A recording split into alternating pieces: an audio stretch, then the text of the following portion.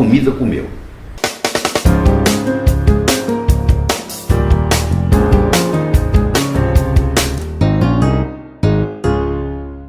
Meu convidado de hoje é cardiologista, é nutrólogo, é famosíssimo nas redes sociais, na medicina em geral, Dr. Laí Ribeiro. Mineiro de Juiz de Fora, não posso deixar de dizer isso. Não pode. É formado pela Universidade Federal de Verdade. Juiz de Fora, também sou formada pela Federal, maior orgulho meu. Isso. Nós vamos falar do açúcar e adoçante para começar a conversa. Dr. Laí tem uma frase que eu adoro, que é o lado amargo do açúcar. É isso meu. Primeiro eu quero dizer do prazer de estar aqui com você. Imagina, o prazer é Tenho meu. boas lembranças de você na época lá do Sem Censura. É verdade. Eu estive lá inúmeras vezes. Muitas vezes, graças a Deus. Que bom que nós muitas estamos vezes. de novo, Que né? bom que estamos de novo no meio novo de comunicação que você está sabendo usar muito bem. Você também. Estou tentando. É. Eu assisti uma aula do Dr. Laí e fiquei muito impressionada com os malefícios do açúcar e do adoçante. Bom, cheguei à conclusão que é melhor o açúcar. É mesmo? Deixa eu te falar. O açúcar, a história do açúcar começou na Polinésia. Da Polinésia foi para a Índia. Da Índia foi para o que é hoje Irã, né? Pérsia. Depois foi para a África. Foi para a Europa e veio para as Américas. Na época era chamado de ouro branco, que era uma coisa raríssima. Só as pessoas muito ricas podiam fazer ouro de açúcar. Com o advento da escravatura e da escravidão, barateou o preço. Então todo mundo começou a usar. E com isso adoeceu o mundo. Pelo seguinte, quando você ingere um açúcar, seja ele qual for, ele imediatamente aumenta a glicemia. Ele aumenta o açúcar no sangue. E no momento que você aumenta o açúcar no sangue, você aumenta também a produção de insulina no pâncreas. O pâncreas é avisado que o açúcar está alto, ele começa a produzir insulina. Só que você imagina, eu tenho uma pistola para dar um tiro, eu tenho uma metralhadora e o cara fala assim, dá um tiro só com a metralhadora. Eu falo, não tem jeito, na hora que eu trisco aqui, sai 20 tiros de uma vez. O pâncreas é assim, ele dispara a insulina sempre mais do que precisa. Aí a insulina sobe, o açúcar baixa, aí você tem o contrário, você tem a hipoglicemia. E aí libera o cortisol, que é um hormônio do estresse. Então tudo isso que você come... engorda, né? E engorda. O cortisol engorda, a insulina engorda. Então o que acontece? Você agora você está pondo um açúcar na boca e está ficando estressada, sem saber. Porque você agora teve a insulina que subiu, e você teve o cortisol que subiu. E é uma verdadeira montanha-russa. E você vai, e aí vem a fome. Aí você vai e põe mais açúcar. E você vai fazendo isso, e no fim você desenvolve uma coisa chamada resistência insulínica. Sabe aquele seu vizinho lá de Juiz de Fora, que deixava o rádio alto? Que no começo que te incomodava, mas depois você acabou esquecendo aquilo, que fazia parte do cenário. Lembra? Então, a mesma coisa acontece aqui. Quando a insulina fica alta, no começo o receptor responde. Depois ele fala, você vai ficar alto, não vou dar bola para ela não. Aí ele não responde mais. É como se acostumar com aquela música alta. Aí você põe mais alta ainda para incomodar. A insulina vai aumentando, vai aumentando, vai aumentando. Aí o pâncreas chega uma hora, chuta o pau da barraca. Fala, não aguento ficar produzindo 24 horas por dia não. Aí vem o diabetes. Então olha que interessante. Quando você fica diabético, muito antes de você ficar diabético, às vezes 10 anos, você já tem a insulina aumentada. Então, o diabetes tipo 2, que é 96% dos casos, ele advém de um excesso de insulina. Não é de falta de insulina, é um excesso de insulina. E a gente não pode detectar isso no exame de sangue? Pode detectar. A maioria dos exames... glicada que aumenta? Não, isso é depois. A maioria pede só a glicemia. Você tem que pedir a glicemia e a insulina em jejum. E tem um detalhezinho. É o jejum de 8 horas e não de 12. Então, quando eu vou fazer a insulina e a glicemia, se a pessoa ficar 12 horas sem comer, o resultado vem mais baixo. E aí você faz que não tem nada. Nossa, cheio de cilada. É cheio de cilada. Nós chamamos, é conhecido como nome de erros pré-analíticos. A pessoa, como ela vai fazer o triglicérides precisa de 12 horas, ela aproveita e fica 12 horas. Só que para a glicemia e para a insulina tinha que ser 8 horas. Então muita gente está doente aí, não sabe. E a gente faz tudo junto. Faz tudo junto. O exame completo, colesterol total, exatamente, aqui, exatamente. Frações, faz tudo no mesmo pacote. No mesmo pacote, às 8 horas da manhã. Às 8 horas da manhã, e com 12 horas de jejum. Esse é outro problema. Então o que acontece? O consumo de açúcar foi aumentando. Para você ter uma ideia da estatística americana, em 1700, o americano ingeria 2 kg de açúcar por pessoa por ano. Em 2010, tem estado como o Mississippi que ingere 80 quilos por pessoa por ano. Caramba! Ou seja, aumentou 40 vezes. E o corpo não sabe mais o que tudo fazer. Tem açúcar. Tudo tem açúcar. Eu assisti a aula do Laí, fui para minha geladeira, olhei tudo. Tudo. Depois eu anotei a sua aula inteira, tá aqui com ela toda anotada. Sim. Toda anotada. O que pode? Pode comer maçã e laranja, o xarope de milho é um terror, sei tudo assim, porque aprendi com você. Fui para a geladeira, tudo tem açúcar. Tudo tem alguma coisa, xilitol, frutose, sacarina, ciclamato, combinação. Mas vamos começar falando do açúcar, da cana-de-açúcar. Tá, o açúcar de verdade. O açúcar, vai chamar açúcar de mesa, que o nome próprio é sacarose. Então, a sacarose, ela se apresenta de vários modos. Você conhece o açúcar mascavo. Conheço. Você conhece o açúcar demerara. Você conhece o açúcar cristal. Sim, você conhece o açúcar. Você conhece o açúcar refinado. E você conhece o açúcar de panificação, que é aquele bem... de confeiteiro que a gente chama. Confeiteiro, isso mesmo. O açúcar de confeiteiro. Então, à medida que você vai do mascavo para o de confeiteiro, o estrago é cada vez maior. Porque primeiro você vai tirando todos os nutrientes. Segundo, você vai acrescentando aditivos para ficar branquinho, bonitinho, daquele jeito. E terceiro, vira caloria vazia, porque não tem nada, não tem nutriente nenhum, só tem caloria. Então o organismo vai gastar nutrientes para metabolizar aquilo, entendeu? Então, se você for usar açúcar, o conselho é usar o mascavo? Bom, agora vamos menos pior, mas tem um detalhe. Infelizmente o mascavo brasileiro, ele está contaminado com fungo. Entendeu? Então, o modo como o armazenamento no Brasil é muito precário.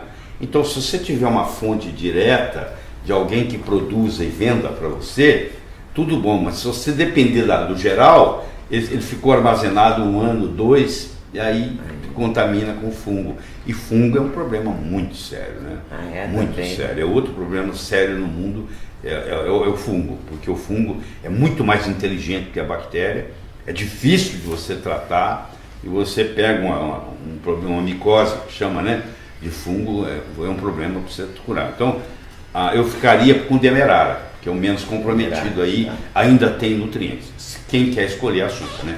E não tem nenhuma predisposição para o diabético, porque hoje 13% da população americana é diabética e 30% é pré-diabética. Então, praticamente metade da população está com problema. Se continuar do jeito que está, o Brasil vai virar um país só de diabéticos. Se continuar na mesma proporção. Você consegue eliminar totalmente o açúcar? Porque eu vi também você falando nessa aula que fizemos uma pesquisa de 10 pães, né? Todos tinham açúcar. Não, deixa eu te falar. Você está se referindo ao xarope de milho. Então tudo tem açúcar. Em 1957... Quer dizer, o demerara seria a melhor possibilidade entre os açúcar super moderado. Entre os açúcar. Isso que eu vou falar agora é outra coisa. É o seguinte, em 1957, eles criaram um produto sintético chamado xarope de milho com alta concentração de frutose. Quem inventou isso foram os japoneses. Eu brinco que como o Japão perdeu a Segunda Guerra Mundial, ele teve que se render para os Estados Unidos, eles quiseram dar o troco. A vingança será maligna. A vingança. Então, o Nixon, para se reeleger, nos anos 70, uma das campanhas dele era fazer o alimento ficar mais barato. E o xarope de milho, ele custa menos da metade do açúcar. Caramba. Aí espalhou. Aí entrou nos Estados Unidos, engordou todo mundo. Os Estados Unidos exporta hoje o quê? Material bélico, aviões, entretenimento e alimento. E um alimento sem fibra, é o chamado fast food, para não poder congelar, menos pesado, mais leve, para transportar. E o que aconteceu? O Japão agora tira o seu pela culatra. Há 4, 5 anos atrás foi aberto no Japão pela primeira vez, em Tóquio, o primeiro hospital de cirurgia bariátrica. Quer dizer, o japonês também engordou com alimento americano. Então esse high fructose corn syrup, esse xarope de milho rico em frutose, como ele é muito barato, o que o fabricante faz? Que é o que você estava falando dos pães. Eles pegaram 32 pães salgados nos Estados Unidos, foram ao supermercado e compraram 32 pães. E foram analisar, e desses 32, 31, Leda, tinha xarope de milho. Ou seja, era um pão doce, mas depois colocava um sal, enganava o seu paladar, você pensava que era pão, você está pensando que está comendo um pão salgado e está comendo pão doce. Você vai e come uma salada no restaurante, mas tem um molho. Tem. O molho tem. É o melhor da salada. Então, por isso, então, o molho tem. Então é muito difícil sair fora. Eu vi um post seu dizendo que não tem pão na minha casa, é verdade? Não tem pão na minha casa, é verdade? Eu não como, a Eliana não come, até as visitas comem quando vão lá. Se você for lá, vai ter bom se você quiser. Mas nós no dia a dia não comemos. E substituíram por alguma coisa? Eu substituo por ovo cozido e maçã cozida. Então, o meu café da manhã é assim, você cozinha 2 ovos, você põe a água para ferver, quando a água está fervendo, você coloca os ovos. Se o ovo ficar deitado no fundo, ele é fresco. Se ele ficar no fundo, em pé, ele é semi-fresco. Se ele boiar, você tem que jogar ele fora. Muito simples. Então, ele ficou lá no fundo, ou deitado, ou em pé, ele é para ser cozinhado. Aí você cozinha ele por 7 minutos. Por que 7 minutos? Porque o ideal seria você comer o ovo cru, mas só que tem salmonela.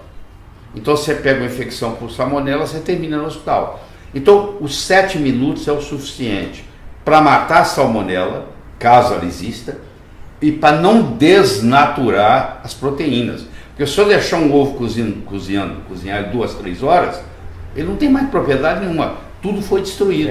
As vitaminas foram destruídas. Agora, a água é fria ou quente? Não, você primeiro ferve a água. água ferver. Depois que ela ferveu, tá borbulhando, é que você bota aí o ovo. você coloca o ovo e marca 7 minutos. Tá. A mesma coisa você faz com a maçã. Você pega a maçã, você tira o miolo dela, porque a semente tem veneno. Tá? Você comer todo dia. A semente tem muito uma coisa chamada lectina. Você tem que... A lectina, a planta faz o seguinte, o predador, quando vai pegar a presa tenta sair correndo dele, não é verdade? Só que, coitada, as plantas não saem correndo do predador. O que elas fazem? Elas criam veneno, por exemplo, o passarinho não comia a semente tem uma substância chamada lectina que o passarinho não gosta. Então ela está se defendendo. Só que isso também pode prejudicar a gente. Então o que você faz? É a proteção dela para você não comê-la. Aí o que você faz? Você cozinha a maçã por 7 minutos, aquela lectina é destruída, aí a pectina começa a ser liberada, aquela maçã agora ela tem uma ação muito grande como fibra, porque na era paleolítica, há 10 mil anos atrás, nós ingeríamos entre 200 e 300 gramas de fibra por dia. Hoje, quando você encontra alguém que ingere 15, já está bom. Então aí você já comeu a fibra do dia e ali só a Eliana pode contar o que tem lá. Ela tem um carrinho assim com 3 andares e ali eu coloco sem exagerar, umas 28 coisas diferentes.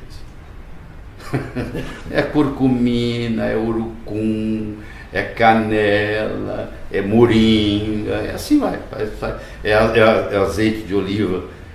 Isso você usa nas suas refeições. Esse é o meu café da manhã. No seu café da manhã? Eu ainda coloco. Você coloca essas coisas todas na maçã? Ou no ovo? Não, eu faço assim. Eu corto o ovo. Hein? É comprimido? Não, querido. É natural? Tudo natural. Tudo não é pó. É tudo pó. Eu jogo pó e é tudo pó. Joga em cima. Vai fazendo aquela montanha. E dá para comer sem enjoar? Não, dá para comer, que isso. É gostoso. E o café, ele tem óleo de coco e ele tem manteiga ghee. Tá? Que é uma manteiga especial. Eu sei, que é manteiga sem lactose. E pode ir ao fogo, né? Pode ao fogo, pode. Não pode fritar. Você pode fritar com a ghee. Eu já estava com medo de estar errando no cozinhar. Não, você não pode fritar com azeite de oliva. Porque o azeite de oliva é um ácido oleico, que é o que predomina. Quando ele cai na frigideira, por causa da temperatura da frigideira ser muito alta, ou no forno, ele vira laídico. E ele não é bom para a saúde. Tá. Então você O pode. azeite só cru. Você pode cozinhar, não, você pode até cozinhar com ele, porque não passa de 100 graus. Tá. A água não passa de 100 graus cozinhando no fogão. Mas você não pode nem fritar, nem levar ao forno. Não pode refogar o arroz nele, então. Não pode refogar o arroz dele. Tá bom? Mas pode refogar na manteiga guia. Não, sim, na manteiga aqui você pode usar à vontade, sem problema. Tudo que você quiser. Você Agora eu pode adorei fazer. seu café da manhã, então pegou a maçã. Eu pensei que você jogava só uma canelinha nela, não. Você Não, joga tudo em cima. Eu jogo ali, mas é muita coisa. Não dá nem para falar aqui. Meu Deus. É muita coisa. É E impressionante. come 2 ovos e uma maçã. E uma maçã cozida. E toma café? E toma o café com óleo de coco E com manteiga com a ghee. manteiga ghee, Tá? tá. Esse chama, tem um nome esse café, Tem. né? Bulletproof Coffee. Bulletproof Coffee. É. Café à prova de bala. Tem até um livro, né? Tem. Eu conheço o autor. Você conhece o autor? Conheço. Casado com uma médica e uma endocrinologista, e eles molaram isso e eles fizeram um mercado enorme nos Estados Unidos. Fazem Ganham um muito dinheiro. sucesso, né? Ganham muito dinheiro. Bom, voltando ao açúcar. O açúcar a gente já decidiu que é o demerário, né? Tá bom. Se quiser usar, E se não tiver predisposição diabética, né? É. Tudo está na dose, né? Se você comer demerara o dia inteiro também faz Também mal. vai dar uma confusão. Bom, xarope de milho, que a gente estava falando, que é péssimo e que está disseminado. Péssimo. O xarope de milho, ele é quebrado em glicose e frutose. Tem xarope de milho 45, 55, 65 e 90. Nossa. Tipos diferentes. Por exemplo, é? o xarope de milho 90, ele tem 90% de glicose, de frutose e 10% de glicose. Caramba. Agora eu vou puxar outro paradigma, que assusta geralmente as pessoas. A pessoa pensa que só porque a palavra frutose tem a ver com fruta, pensa que é do bem. Não E é. frutose é do mal. Frutose é um veneno. Quando Deus fez o veneno frutose, ele fez o antídoto, que é a fibra. Uma coisa é você chupar 6 laranjas, não tem problema nenhum. Vai o bagaço junto, entendeu? E pode comer a laranja mesmo. Exatamente. Que é o ideal. Tá, que é o ideal. Agora, outra coisa é você pegar 6 laranjas, espremer, fazer um suco, colocar num copo e tomar o suco de uma vez. Aí o problema, aquilo vai direto para o fígado. Vou te falar por quê. Porque a frutose, nenhuma célula do corpo aceita. Eu não quero. Ela vai para o fígado para ser metabolizada. Isso aí, assim. Sabe como é que chama uma substância que ninguém quer e vai para o fígado? Tem um nome, medicina, chama veneno. Então ela vai para o seu veneno. Aí só que no fígado, muita gente não sabe disso, ela é metabolizada na forma de gordura. Então você fala assim, eu não como gordura, você toma suco de laranja toda hora. Pô. É a mesma coisa. Aí só que é pior ainda. Só que ela chega lá, ela aumenta o ácido úrico. E o ácido úrico aumenta a pressão. Você fica hipertenso, porque está com o ácido úrico elevado. Não é o elevado do laboratório, não. Porque os dados laboratoriais, quando você faz exame de sangue, é para doente. Não é porque é só doente que vai no laboratório fazer exame. A estatística que eles Eu têm adoro lá. fazer exame de Escuta, sangue. a estatística que eles têm lá é de doente. Então, Eu entro numa que eu vou saber que eu estou ótima fazendo exame de sangue. ótimo entre os doentes. Dentro dos parâmetros, mas eu estou ótima entre os doentes. Entre os doentes. Ai, meu Deus. É isso aí. Entendeu? Outra descoberta. Outra descoberta, uma atrás da outra. Meu Deus. Quer dizer, então, e o ácido úrico ainda dá gota, essas coisas não dão? Dá gota e causa a síndrome metabólica, que vai ter pressão alta, que vai ter obesidade abdominal, que vai levar a infarto do miocárdio, vai levar a acidente vascular cerebral, predispõe a câncer, tudo isso causado pela frutose. Então, quando eles criaram o High Fructose Corn Syrup, que é o xarope de milho rico em frutose, na realidade eles criaram um veneno. E esse veneno está engordando o mundo Está todo. disseminado mesmo, Disseminado. todo mundo usa e é um pesadelo, então. Então, seria interessante nesse aspecto a gente começar a conversar. A palavra é cacofônica, mas é FODMAP. FODMAP, que é uma coisa muito importante. Eu citei outro dia, você deve ter visto, que a maioria fala, nunca ouvi falar nisso lá e deve estar inventando. Se você entrar no Google e digitar FODMAP, tem mais de 6 milhões de citações. Se você entrar no Google científico, que chama Google Acadêmico, tem mais de 3.900 artigos. Se você entrar no PubMed, tem mais de 250 artigos científicos. E o que é isso? Vou chegar lá. E se você for no Amazon.com, tem mais de 200 livros sobre o assunto. E esse assunto nem chegou ao Brasil ainda. Vamos soletrar FODMAP. O F é fermentable, fermentável. O O é de oligo, o D é de di, e o M é de monossacarídeo, e o P é de polióis. Traduzindo para você, o que é o FODMAP? São açúcares que são fermentáveis quando estão no intestino. Começa a fermentar.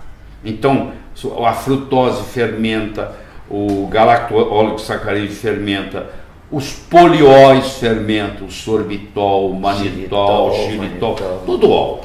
Não serve nem o ol. Não serve nem, principalmente para quem tem intestino irritável, que hoje é 1 em cada 5 brasileiros, é 20%. Não é só quem tem intestino irritável, quem tem doença de Crohn, quem tem retocolite ulcerativa, ou seja, quem tem distúrbio digestivo, tá? Não pode fazer uso desses.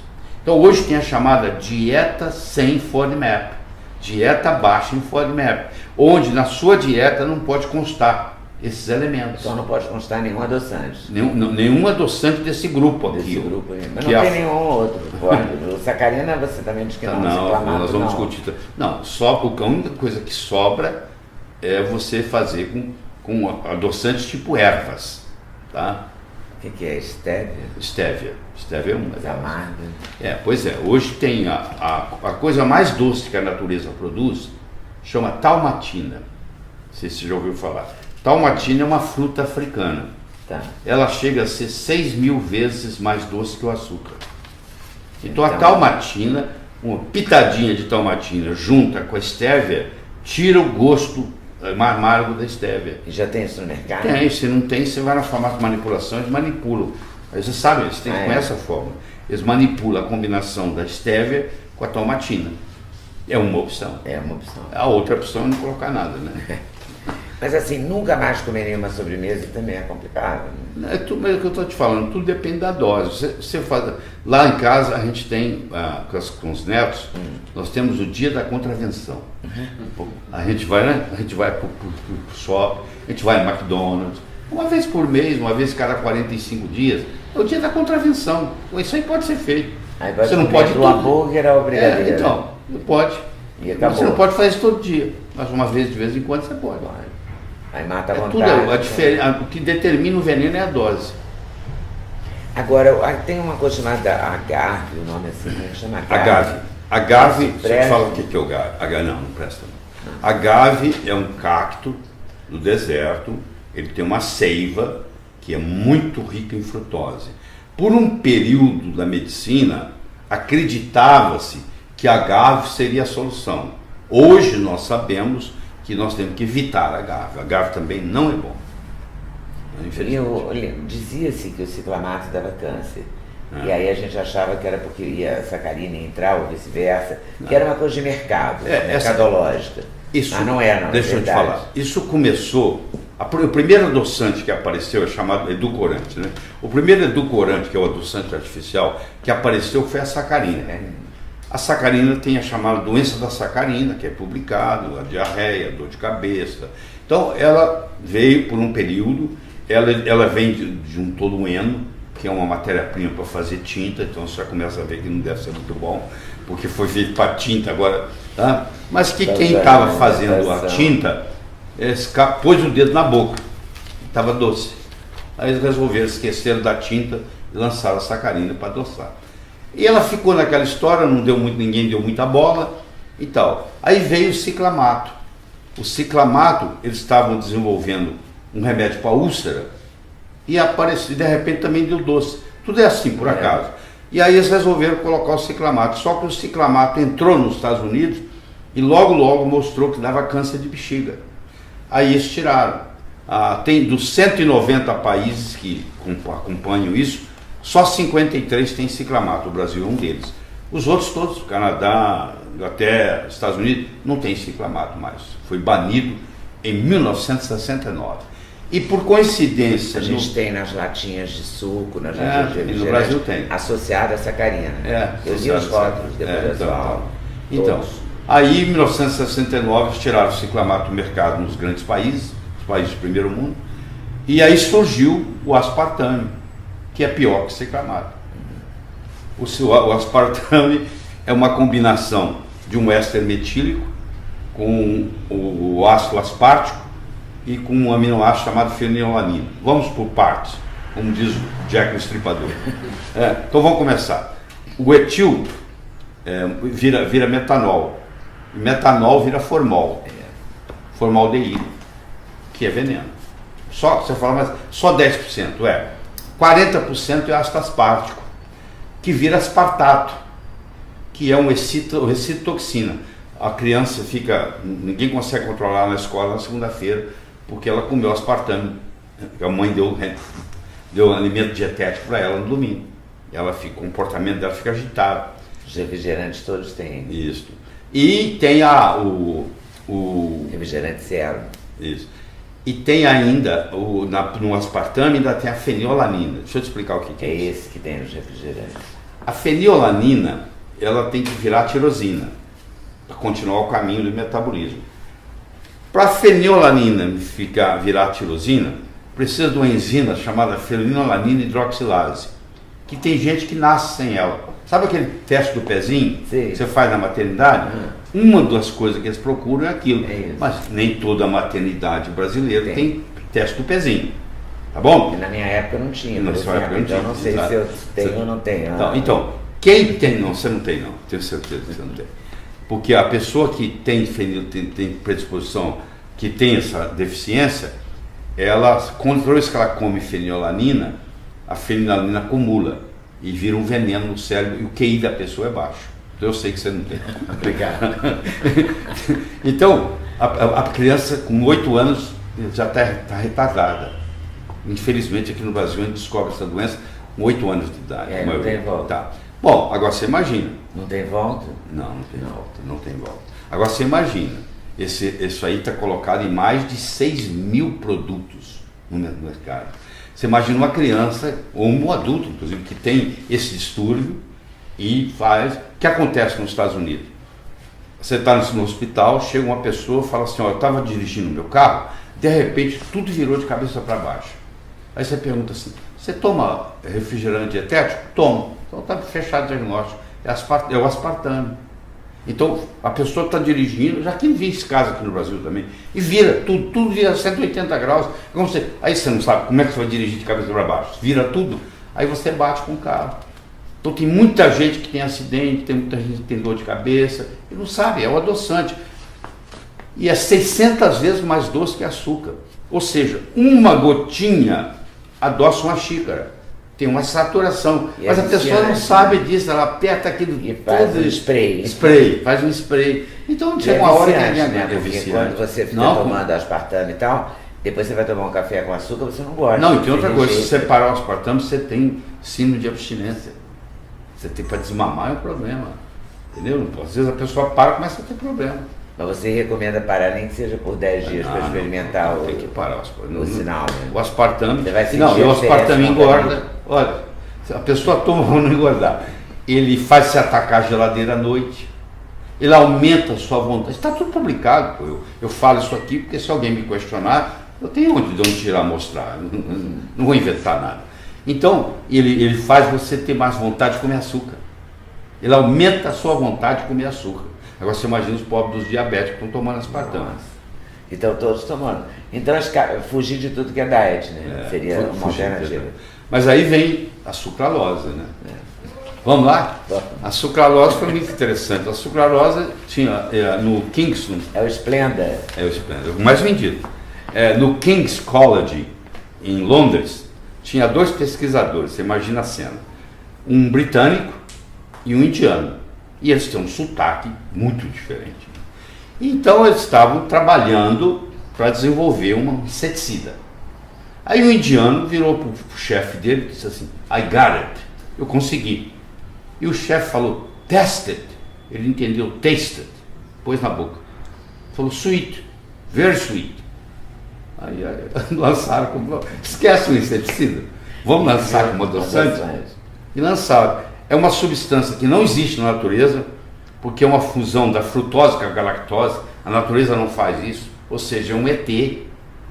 causa muito mal, dá muito problema e tomou conta do mundo. Para você ter uma ideia, Splenda é o adoçante mais vendido nos Estados Unidos e é sucralose. É aquele saquinho colorido? Esses são todos rosa, coloridos. Não é assim. É um amarelinho claro, é um rosinha azulzinho. Azulzinho de bebê. É bonitinho. É uma coisa ingênua, você não vai fazer mal para ninguém. Ah, meu Deus, eu estava na esperança de você dizer que xilitol, essas coisas eram boas. Não, infelizmente. Não é só para isso, não. Eu comprei recentemente, que é caríssimo, eu esqueci o nome, mas é um ol também. Eritritol. Se é ol, tudo da mesma família. Tudo família de bandido. Tudo bandido. Tudo bandido. Então, formação de quadrilha, o ol. Né? Os óis são álcool de açúcar, que chama, tá? Todos eles. Xilitol, manitol, tudo se chama álcool de açúcar. E além de eles perturbarem o intestino, principalmente em quem tem intestino irritável, eles perturbam a microbiota intestinal. Porque é o seguinte, nós temos mais bactérias no intestino do que células no corpo. Nós temos 10 elevado a 13 células no corpo. Nós temos 10 elevado a 14 bactérias no intestino. Então, hoje, nós sabemos que mais de 80% do nosso sistema imune, por que 10 pessoas entram numa sala, 9 não tem nada e um gripa? O vírus estava lá para todo mundo, os outros não griparam porque estava com o sistema imunológico bom. Então, o sistema imunológico predominantemente está no intestino, 80% pelo menos. Então, quando você toma um desses, álcool de açúcar, seja ele qual for, ele perturba a microbiota intestinal. Então, a sua resistência imunológica cai.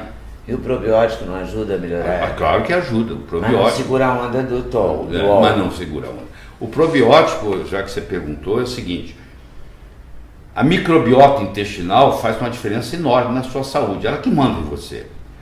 E depende se você nasceu de cesárea ou se você nasceu de parto normal. Faz uma diferença tremenda. Por exemplo, eu nasci de parto normal. Então, na hora que você estava nascendo, você passou pelo canal vaginal da sua mãe. E você pegou a microbiota vaginal que a sua mãe tinha. Agora, se você nasce de cesárea, você pega a microbiota do hospital, onde você está internado. Não tem nada a ver com a microbiota de saúde, tem a ver com microbiota de doença. Mas a natureza é sábia, e a natureza é redundante. Ela vai te dar uma segunda chance. Quando você amamentar, a sua mãe vai te passar a microbiota. Ufa! Agora, se você nasceu de cesárea e não amamentou, aí você já começa a vida já com prejuízo. Aí você tem que tomar muito cuidado, você vai ter problema intestinal, não é tudo que você vai comer, qualquer coisa que você come desenvolve alergia, se conhece gente não pode comer nada. Tá. Bom, a boa notícia é que há mais ou menos uns 4, 5 anos atrás, a Organização Mundial de Saúde falou assim, nós temos mais um órgão, então agora nós temos mais um órgão virtual, chama microbiota intestinal, virou um órgão. É tão importante, talvez o mais importante deles, para manter a saúde. Então, o segredo da saúde está na microbiota. Então, se eu tomar fazer um açúcar, ingerir um açúcar que perturba a minha microbiota, esse açúcar não pode te fazer bem. Seja ele qual for, pode, entendeu? Mas você recomenda o uso de probiótico? Recomendo o uso de probiótico. É um probiótico. Infelizmente, na faculdade de medicina ainda não é ensinado. Mas probiótico resolve tudo, você não tem ideia. E você pode restabelecer por exemplo, onde é que estão os probióticos? Onde é que você tira ele em casa? De produtos fermentados. Então, se você comer um queijo, por exemplo, fermentado, que não tem lactose, ele vai ter probiótico, entendeu? Se você come então, você acha que deve eliminar os produtos com lactose? Dá preferência ao sem lactose? Dá preferência ao sem lactose. Queijo. Porque lactose é um açúcar. Lactose é açúcar. Entendeu? Lactose é um açúcar que vai quebrar em glicose e galactose. Hoje em dia tem tudo quase sem lactose. Queijo, leite. Ontem eu descobri que tinha creme de leite sem lactose. Eu achei que não tinha, tinha. E tem pessoas que tomam lactase para poder fazer o uso de lactose. São os tem alergia, intolerância. Intolerância. É diferente. Não é alergia, é intolerância. A diferença é a seguinte. Quem não tem intolerância não deve fazer uso, mas se eventualmente não tem problema comer uma coisa que tem lactose. Mas é assim, a partir dos 9 anos de idade, você começa a diminuir a sua produção de lactose, entendeu? Então, por exemplo, asiático praticamente não tem lactase. negro, raça negra, não tem lactase, entendeu? Então, por exemplo, na Ásia, os países asiáticos, ninguém gosta de tomar leite, não tem esse negócio de leite, porque eles têm intolerância à lactose. Você também acha que leite é só para quem está em... o leite... Os mamíferos só os... o leite é o seguinte, nós somos a única espécie que toma leite quando adulto, de uma outra espécie. Não devemos, não. Tem gente que não se incomoda, né? Mas se você for analisar, não é só a parte da lactose. O assunto é mais profundo, você me perguntou, eu vou te responder. Não é só a parte da lactose, porque é o seguinte, quase 90% do leite é água. Quando você tira a água do leite, sobra a lactose, que é quase 5% do leite, e sobra a proteína, que é 4, pouco por cento do leite. Só que essa proteína, a principal proteína no leite, chama caseína. Então agora eu vou voltar com você na história. Há 10 mil anos atrás, houve uma mutação na caseína. Então, tem vacas que têm caseína 1 e tem vacas que têm caseína 2. Vamos lá que você vai entender. Então, o que aconteceu? As vacas da caseína 2 foram para Marrocos, ficaram na França, foram para a Espanha, foram para a Índia. As vacas que tiveram o polimorfismo da caseína 1 foram para a Holanda, foram para a Bélgica. Então, como o Brasil importa, trouxe o gado leiteiro, predominantemente o gado holandês, você imagina que você é produtora de leite. Você tem uma vaca zebu pura, que dá 3 litros por leite, 3 litros por dia. E você tem uma holandesa pura, que dá 70 litros por dia. Você é produtora de leite, você me fala qual que você vai ter no curral. Não tem nem dúvida. Então, a zebu... apaixonada pela holandesa. Então, a zebu é caseína 2. Então, aquela não tem problema nenhum, você pode fazer o que você quiser. Tanto é que a manteiga ghee, a melhor que tem é a indiana, porque ela é feita com a caseína 2. Você entendeu a diferença? Então, o problema não é só a lactose. O problema é a parte da proteica do processo. Então, aquela caseína 1, ela causa dermatite, ela causa asma, ela causa sinusite. Então, uma criança que está com otite média, você tira o leite, pronto, acabou, está curada. Só tirar o leite. Caramba. A gente falou dos probióticos, queria falar das enzimas, as chamadas enzimas digestivas. Também são muito aprovadas ou desaprovadas? Muito importante. As enzimas é o seguinte, você não tem jeito de absorver nada que você não digeriu. Não é o que você come que conta, é o que você absorve. Porque você pode comer e sair nas fezes. Então você precisa, e para absorver você precisa digerir. E para digerir, você precisa de enzimas. É o papel da enzima. Então, por exemplo, o ácido clorídrico no estômago. O estômago tem um pH de 1,8, porque é rico em ácido clorídrico. Você fala, por que o estômago não destrói ele mesmo, já que ele é tão ácido? Porque existe um muco que protege a parte interna do estômago, para não deixar o ácido clorídrico do estômago atacar a parede do estômago. Você entendeu? Só por isso.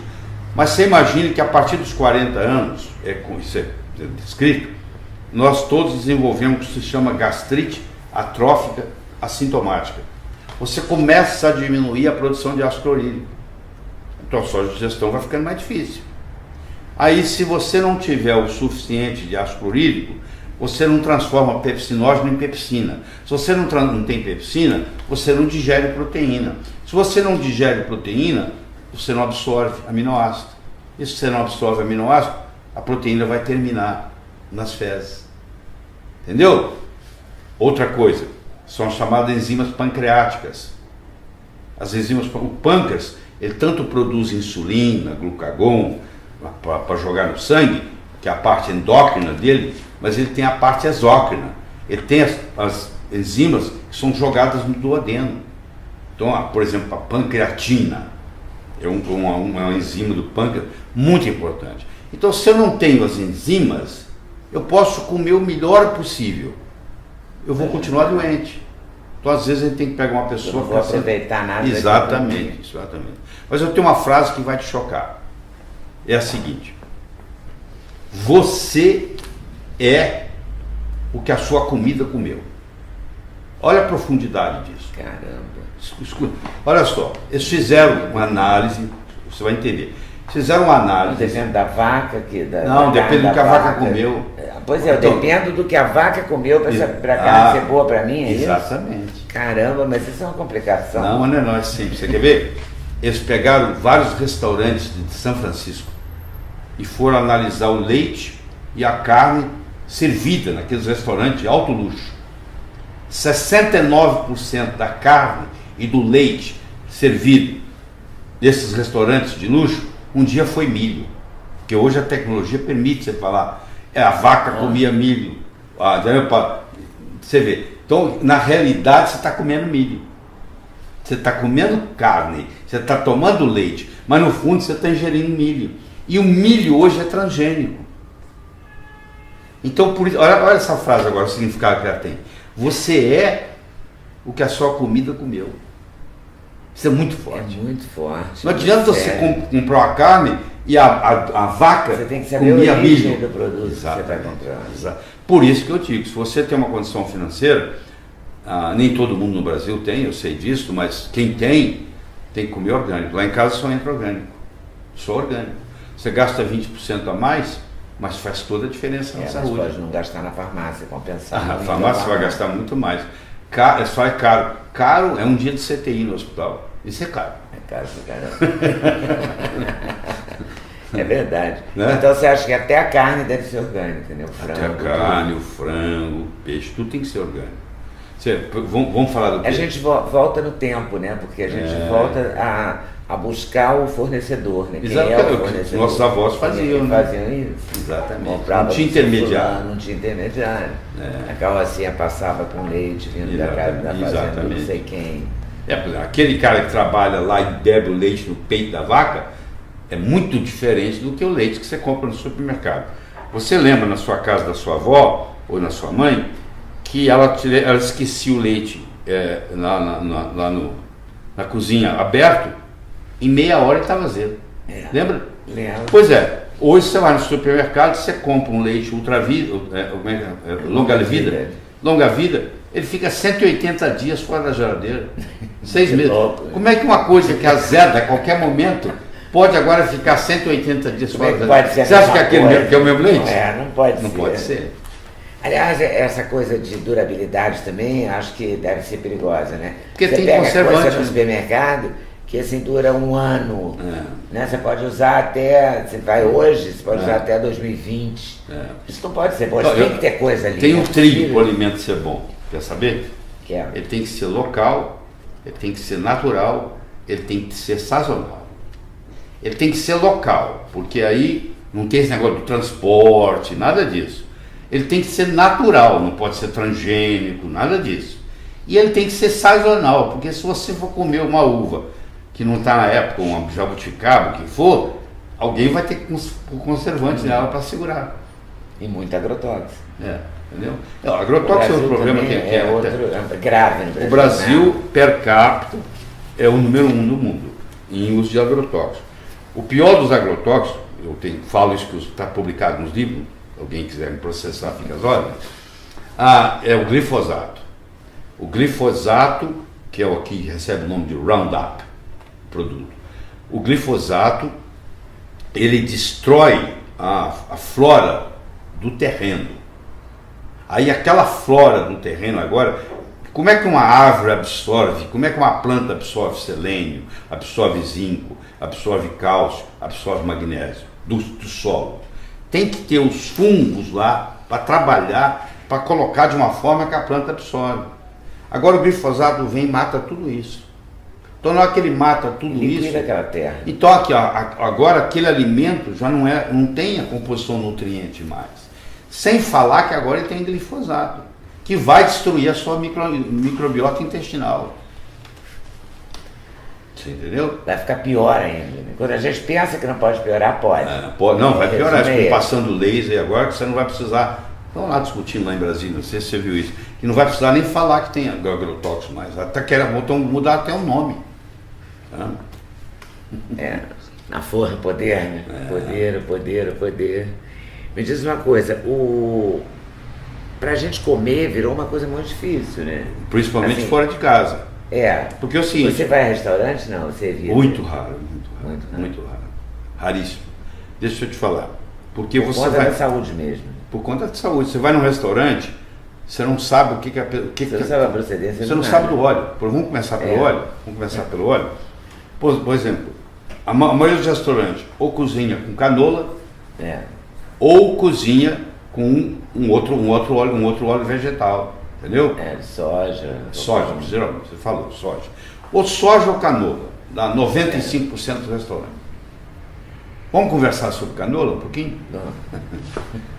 Você conhece... É outra tragédia. Você conhece o óleo de amendoim, não conhece? Conheço. Você conhece o óleo de girassol, não conhece? Sim. Você conhece o óleo de soja, não conhece? Você não conhece o óleo de canola. Você conhece o óleo de canola, não tem o D. Presta atenção. Não existe óleo de canola. Porque canola é uma sigla. Canadian Oil Low Acid. Existe uma planta chamada colza, C-O-L-Z-A, que é rica num veneno chamado ácido erucico. O criador não deixa o cavalo comer, não deixa a vaca comer, porque morre do coração. Escuta. Então o que eles pegaram? Eles pegaram essa colza e fabricavam óleo lubrificante para motor durante muitos anos. Aí eles pegaram essa planta colza, mudaram ela geneticamente e ao invés dela produzir 55% de ácido erucico, ela produz 5% só. Ficou bem menos venenosa. E o Canadá que fez isso. E o Canadá então resolveu vender ela para os Estados Unidos. E teve que teve um escândalo enorme que eles descobriram, uma corrupção de 50 milhões de dólares. Levou quase 20 anos para os Estados Unidos aprovar o canola. Aí aprovou o canola. E o canola é caro. Então você vai no supermercado, você fala, não, canola tem que ser bom. Óleo de melhor qualidade, mais caro. O veneno vai para casa. Qual seria um óleo legal para quem não pode usar guia? O melhor que eu conheço é o óleo de coco. Esse é o melhor para cozinhar. É o que cozinha lá em casa. É o óleo de coco. Agora, você pode cozinhar com manteiga, você pode usar banha de porco, que a sua avó usava e tinha saúde. Agora voltou isso a ser respeitado. Agora, os óleos vegetais... Foi condenado durante muito tempo a banha de porco. Foi por uma questão de marketing. Por uma questão de... Que era mais barata, né? Isso aqui eu volto na história. Em 1911, nos Estados Unidos, foi lançado pela Procter & Gamble o óleo Crisco, que é o óleo de algodão cristalizado. Foi quando começou a desgraça. Porque em 1910 foi inventado na França um processo chamado de hidrogenação parcial. O que é isso? Eu pego um óleo que estraga em 10 dias e faço ele ficar 3 anos na gôndola do supermercado sem estragar. Então você imagina para um produtor de óleo. Então o primeiro da história foi o Crisco. Então lá em 1911 o Crisco foi lançado. Quando o Crisco foi lançado, eles começaram uma campanha contra os óleos animais e contra os óleos tropicais. Então eles começaram a falar mal da banha de porco, começaram a falar mal da gordura do boi, começaram a falar mal do óleo de coco, e aí introduziram como se fosse uma coisa saudável. Aí veio o óleo de soja, aí veio o óleo de girassol, e aí os estragos foram sendo feitos. Aí começou a aparecer infarto. O primeiro infarto do miocárdio descrito nos Estados Unidos foi em 1915, porque não se conhecia. 7 anos depois, o autor que escreveu, o James Herring, ele teve que escrever de novo o mesmo artigo, porque ninguém deu atenção para ele. Não existia. Em 1930, morreram nos Estados Unidos 3 mil pessoas de infarto. Em 1960, morreram 300 mil. Caramba. Por quê? Porque abusou do açúcar e começou a cozinhar com óleo vegetal. Tem que ser pela boca, porque é o que todo mundo faz. É o comum a todos. Comer. Então quando você sai num restaurante, você fala assim, que óleo que eles cozinham? Você vai checar, pergunta pro médico, não adianta. Ou é soja, ou é canola. Entendeu? Então o negócio é evitar mesmo. É, evitar mesmo. Se correr, o bicho pega esse copo de come, é duro, hein? Não é duro de bancar? É duro de comer saudável. Agora essa diz que você é o que a sua comida comeu. É perfeito. Você é o que a sua comida comeu. Isso. É para pensar mesmo, né? É profundo. Não é o que você comeu, que é só comida, comeu. É muito mais complicado. É muito mais complicado. Vamos fazer uma pausa e gravamos a parte 2 a seguir? Tá bom, tá então, certo. Tá. Então, ó, você se liga nessa aqui, dá like, curte, compartilha e a gente volta com o próximo vídeo daqui a pouco. Daqui a uns dias. Valeu? Até mais.